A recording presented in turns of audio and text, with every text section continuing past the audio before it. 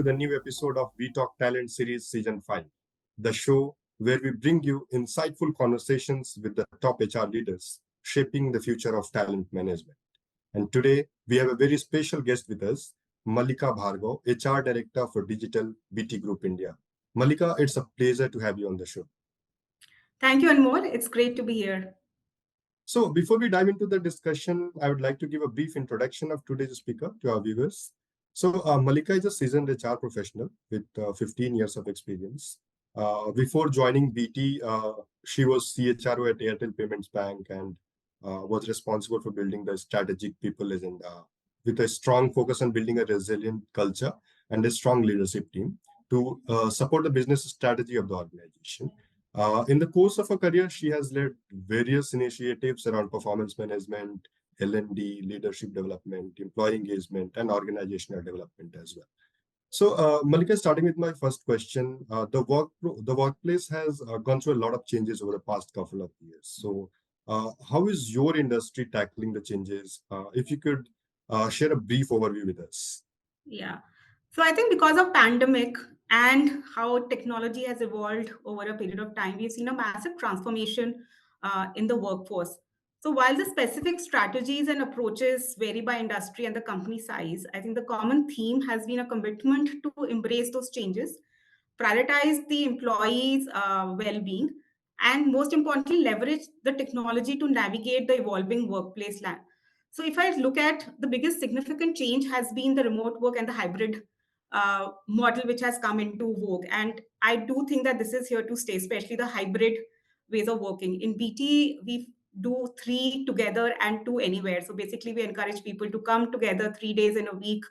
And it's very important, to build social capital in the organization and also to collaborate, etc. And with this hybrid model, there are 3 areas which has a significant impact on people. One is the flexibility. So today people are actually asking for more flexibility in their work, in how they're learning and developing in the organization, and how they're living their life. Right? They look for more work-life balance. They look for more emphasis on their well-being and the conversation around mental health has become more prominent as probably it was some time back. And thirdly, I think the role of people managers have also evolved and become very important, because we all know that people stay in the organization because how they feel about their managers and their immediate environment. So I think people leaders have their role has become far more important, especially when people are in remote working or they're constantly away from each other. So the role of managers in developing and promoting the well-being, the engagement, and creating a safe environment for people to work is becoming more important. Yeah, that's absolutely insightful overview that you gave. So, Malika, according to you and your industry demands, what type of skills shortage do you think is causing the talent war?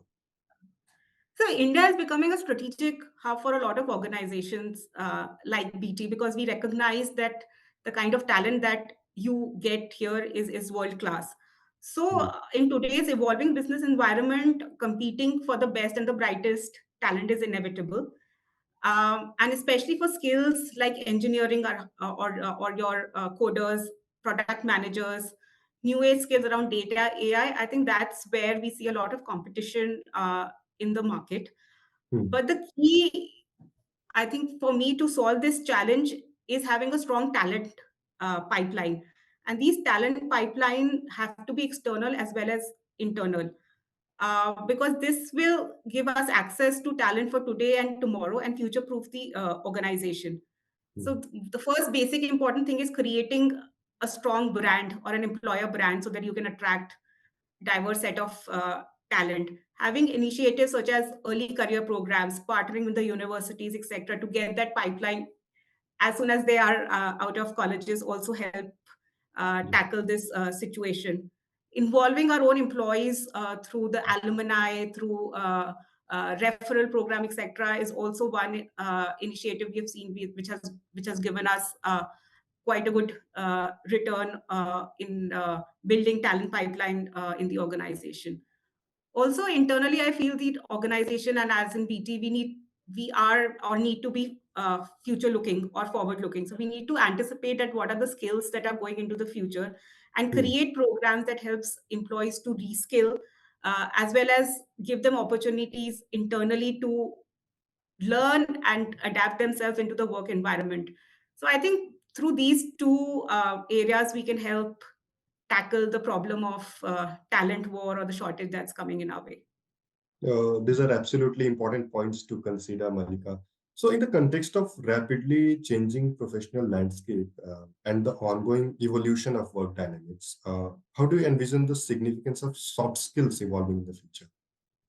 Also, I cannot emphasize the importance of soft skills in today's environment because, and I'll give you a BT context. See, BT is a Mhm. very matrixed organization, Mhm. and we work in a hybrid model, and in digital we work in squads, right? So I think collaboration is the key for to be successful in such a complex and in such a I would say in a structure where people are constantly working together. So if you're not collaborative, if you can't communicate effectively, or you're not probably empathetic, I think it's difficult for you to grow and develop in any organization, I would say.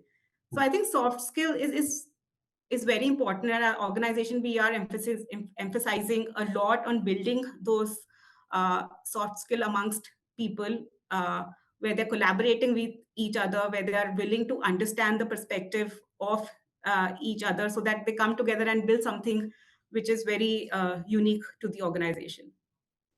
Thank you so much, Malika, for that these important points. So, as we explore the imperative of cultivating an inclusive workplace, particularly in the context of ever-evolving dynamics of the modern workforce, I would like to turn our attention to your organization's approach. If you could please shed light on your diversity, equity, and inclusion agenda, that would be really. Yeah. So BT Group is committed to create an inclusive workplace that is equipped to attract diverse talent. Diversity is very important in the group. We have our set targets for 2025 and 2030 where we want to be from a diversity perspective. All our leaders actually carry a diversity target. So that's the emphasis that we give on diversity and inclusivity in an organization. And when we talk about diversity, it's just not about the female diversity, but it's also about creating an inclusive workplace for LGBTQ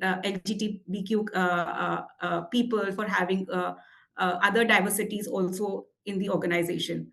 I will just talk to you about some of the initiatives which we are doing around gender diversity in the organization. So we do a monthly meet with women in digital at BT Group, which started off as a networking event for women in Bangalore, but now has evolved into a development and support forum for women. It allows a colleague to help each other voice out concerns, identify opportunities to develop, gain awareness of the policies and facilities that benefit women, and connect regularly with the leaders. One of the other initiative is a Tech Women edition that we run in the company that is focused on building a pipeline of women in key roles, helping them realize their career aspiration and develop core personal skills. So in last couple of months, we have run sessions around building your own personal brand, on how you can do effective communication and interviewing skills. So that helps people, women leaders, reach their aspiration. The other initiative that we have recently launched is Reignite, where we have, which is focused on women who wants to come back to work, and we are running with multiple programs to facilitate and help women do that. So Yeah, these are really good initiatives that you have taken at your organizations. So now, as we delve into the discussion on organizational strategies and their adaptation to the evolving employment landscape, I'm particularly interested in gaining insights into your employer branding strategy. If you could illuminate how your approach to employer branding has evolved over the past few years, specifically, how has your organization refined its narrative and practices to resonate with the changing expectations of the workforce, as well as the external stakeholders. yeah, so BT has traditionally been perceived as a legacy organization. And Hmm. last few years, we have been undergoing through a massive digital transformation. And that's the messaging that we want to, that's the messaging that we've been doing and want to do through our employer branding initiative. I think the one, and this transformation have a significant impact on the future of the organization.